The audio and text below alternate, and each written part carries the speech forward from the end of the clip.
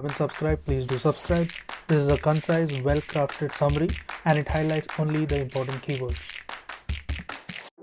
Let's look into the osteoporosis. So what is osteoporosis? Under osteoporosis, it is there's a codfish appearance, or the codfish vertebrae to be specific.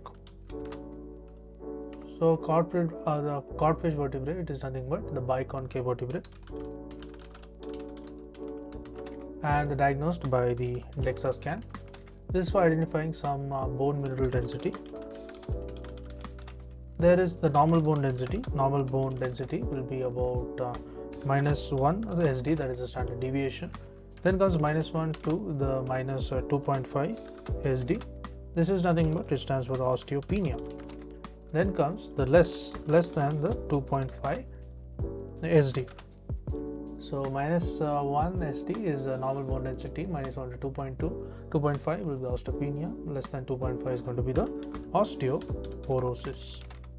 Then looking at the T-score, it is, in case it is less than 2.5, it indicates osteoporosis. And T-score, what is the function of the T-score?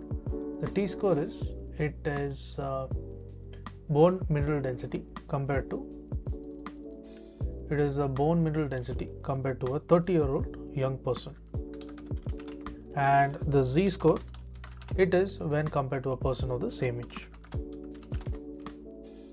So what is the QCT? QCT stands for the quantitative CT, and all parameters are normal, that is the CA, P as well as the ALP.